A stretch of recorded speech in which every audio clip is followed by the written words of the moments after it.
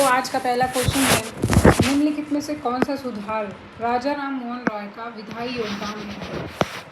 राजा राम मोहन रॉय ने सबसे ज़्यादा जो काम किया था वो सती प्रथा के लिए किया था। किसके लिए किया था? सती प्रथा।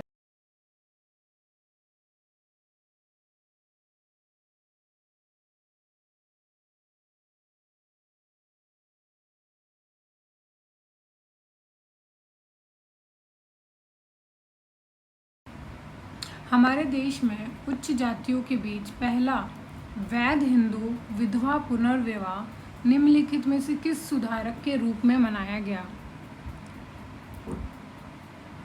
तो वो था ईश्वर चंद्र विद्यासागर। उन्होंने विडो रिमैरिज के लिए सबसे ज़्यादा काम किया था। ठीक है, और अभी हमने ऊपर पढ़ा था कि राजा राम मोहन रॉय ने सती प्रथा को ख़त्म करने के लिए सबसे ज़्यादा काम किया था। ठीक है, तो इसका आंसर हो जाएंगे ईश्वर चंद्र विद्यासागर। अगला है वेद, जो आंशिक रूप से एक गद्य कारक है, वो क्या है? यजुर्वेद। ठीक है, यजुर्वेद है। The Veda which is partially a prose work, तो वो यजुर्वेद, और ये आखिरी वेद था, चौथा वेद था।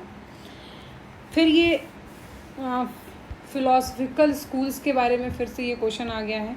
ठीक है, तो ये 6 हैं स्कूल्स और उनके फाउंडर के बारे में है। तो यहाँ पे हम एक बार इसको पूरा अच्छे से पढ़ लेते। तो देखिए, न्याय के फाउंडर गौतम ऋषि हैं, गौतम ऋषि। ठीक है, विशेषिका के पतंजलि, सॉरी नॉट पतंजलि, कन्नड़। संघ के कपिल होंगे इसके, कपिल। योग के पतंजलि। ठीक है, तो आप बहुत ही आसानी से याद कर सकते हैं। फिर मीमांसा के 2 भाग हैं। ठीक है, एक पूर्व मीमांसा और एक उत्तर मीमांसा। तो पूर्व वाले मीमांसा के जैमिनी और उत्तर वालों के भद्ररायण। ठीक है, तो एक बार फिर से पढ़ लेते हैं याद करने के लिए। न्याय, ठीक है, न्याय के कौन थे? गौतम ऋषि।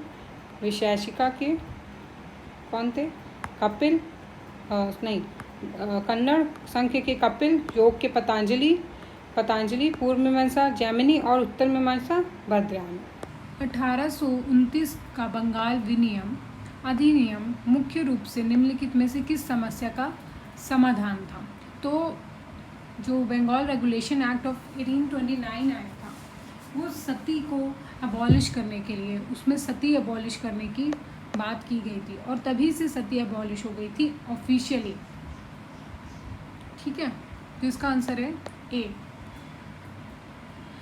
अगला है 1870 में के कन्या भ्रूण हत्या अधिनियम के तहत निम्नलिखित में से कौन सा प्रावधान शामिल है? तो कन्या भ्रूण हत्या को गैर कानूनी घोषित किया गया था, तो ये सही है। 1870 में फीमेल फेरिसाइड के बारे में बात की गई थी। तो पहले सती का अबॉलिशन हुआ है, उसके बाद भी फीमेल फेरिसाइड का अबॉलिशन हुआ है। ठीक है, तो पहले क्या हुआ? पहला स्टेटमेंट सही है। अगला है माता पिता को सभी बच्चों के जन्म को अनिवार्य रूप से पंजीकृत कराने की बाध्यता की गई थी, तो ये भी सही है। फिर जन्म के कुछ वर्षों के बाद कन्याओं का सत्यापन विशेष रूप से उन क्षेत्रों में जहां अभी भी प्रथा प्रचलित है, तो ये भी सही है। ठीक है, तो ये सारे काम जो है इस एक्ट के द्वारा किए गए थे, इसलिए इसका आंसर हो जाएगा ऑल ऑफ दी अबव। फिर है मैच दी फॉलोइंग है, इसमें एक्ट दिया हुआ है और उस एक्ट से रिलेटेड जो भी डिस्क्रिप्शन है वो आपको पता करना है। तो एक्ट ऑफ कंसेंट, ठीक है, ये किससे रिलेटेड था? तो यहाँ पे देखते हैं लड़कों और लड़कियों के लिए विवाह योग आयु, ये एज से रिलेटेड है। लड़कियों और लड़कों की शादी की उम्र से रिलेटेड है। हिंदू मुस्लिम और अन्य मान्यता प्राप्त ये 12 साल से कम उम्र में लड़कियों की शादी की मनाई। तो एज ऑफ कंसेंट जो था वो ये 12 साल की से कम उम्र की लड़कियों की शादी की मनाही से रिलेटेड था। दूसरा था बाल विवाह अधिनियम 1872, तो ये था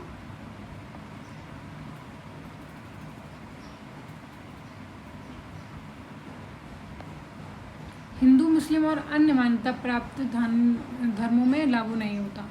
शारदा एक्ट तो आप बता सकते हैं कि इससे शादी की उम्र से रिलेटेड था, ठीक है। तो वो 18 उसको में क्या किया गया था, एज जो थी वो बढ़ाने के लिए बात की गई थी।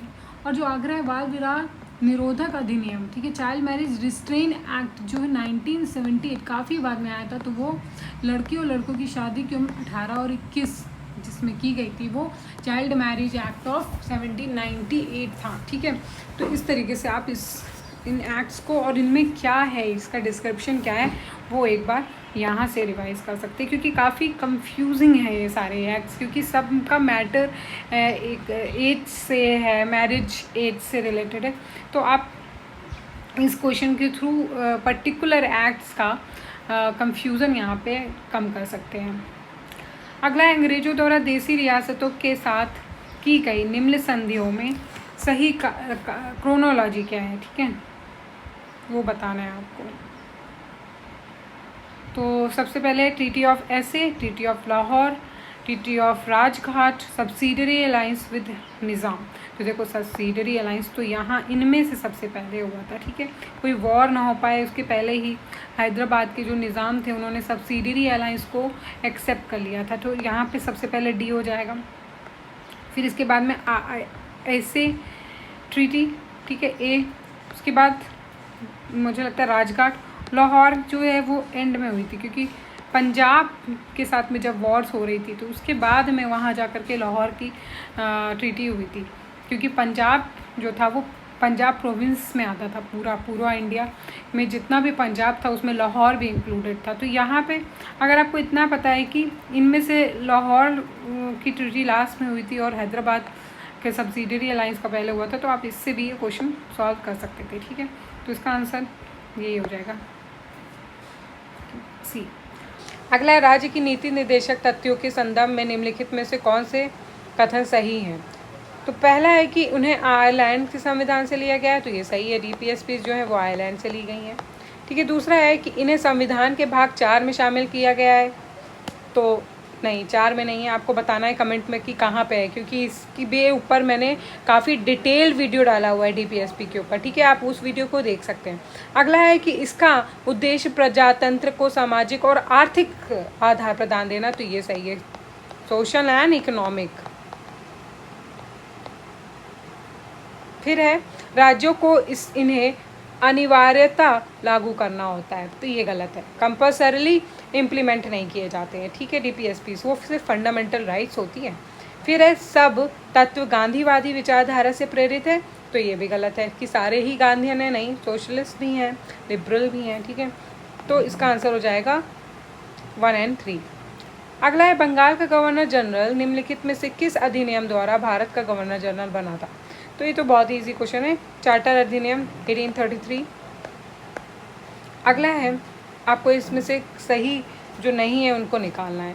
तो प्रोहिबिशन ऑफ डिस्क्रिमिनेशन 15 में आता है, फिर राइट टू एसोसिएशन 19 में आता है, फिर right to protection of life article 20 पे आता है, फिर right to constitution remedies article 32 पे है, तो ये गलत है, सॉरी ये भी सही है, लेकिन जो प्रोटेक्शन ऑफ लाइफ है वो तो 21 पे आता है, इसलिए सी गलत हो जाता है। फिर भारतीय संघ को केंद्रीय प्रवृत्ति अभिमुख संघ की संज्ञा किसने दी थी।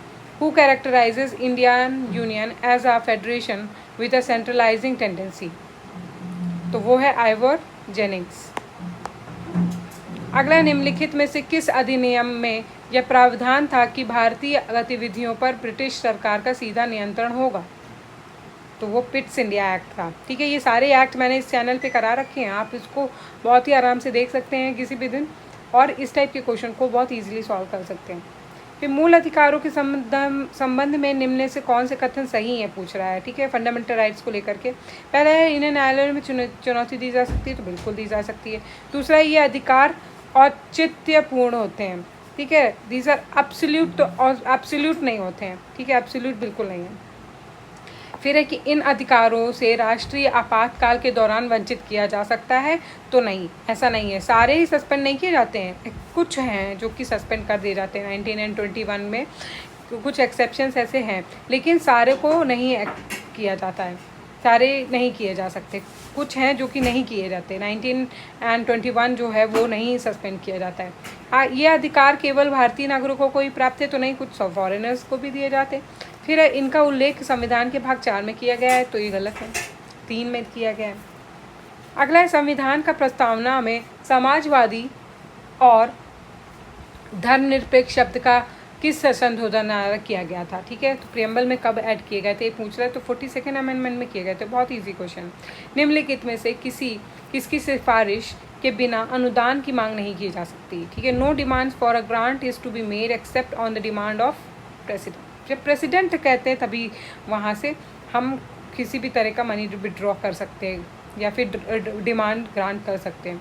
फिर निम्नलिखित में से कौन से विभाग वित्त मंत्रालय के अधीन नहीं है। ठीक है, फाइनेंस मिनिस्ट्री के, तो 3rd and 5th नहीं है इनमें से। अगला है निम्नलिखित वाक्यों में भारतीय सरकार अधिनियम 1958 में क्या शामिल है। ठीक है, तो आपको बताना क्या क्या शामिल है। तो पहला है replacement of company rule by crown rule, तो ये है कंपनी शासन की जगह सम्राट शासन लाया गया था ना, हाँ था। दूसरा है कि reformation of the system of open competition, तो ये तो 1953 के बारे में बात की गई थी। ठीक है, फिर दूसरा है खुली प्रतियोगिता प्रणाली की सुनिश्चितकरण। ठीक है, तो उसके बारे में बताया। गवर्नर जनरल की विधायी और कार्यकारी कार्यभार का पृथक्करण। ठीक है, separation of legislative and executive, ये आपको बताना कब हुआ था। ठीक है, मेरे इस चैनल पर वो सीरीज़ ऑलरेडी एक चला चुकी हूँ, बहुत इंपॉर्टेंट है, उसको देखना, उससे बहुत क्वेश्चंस आते हैं और बहुत सारे क्वेश्चंस क्रैक किए जा सकते हैं। अगला क्वेश्चन, निम्नलिखित में से कौन सी विशेषताएं भारतीय संविधान की संघीय विशेषता नहीं है। Which of the following are not the federal feature of Indian constitution. Federal feature के बारे में बात कर रहे हैं, तो हमें पता है कि हमारे कॉन्स्टिट्यूशन में 2 तरीके की फीचर है, फेडरल एंड यूनिटरी। यहाँ पे फेडरल फीचर्स कौन से हैं वो बताना है। तो supremacy of the constitution unitary में आता है। ठीक है, ऑल इंडिया सर्विसेज फेडरल में आता है। फिर दूसरा है सिंगल सिटीजनशिप, हाँ आता है। फिर लास्ट है इंडिपेंडेंस ऑफ जुडिशरी, यूनिटरी में आता है। बाय कैमरल लेजिस्लेचर नहीं आता, ये भी यूनिटरी में आता है। और इंटीग्रेटेड जुडिशरी जो है वो फेडरल में आ जाता है।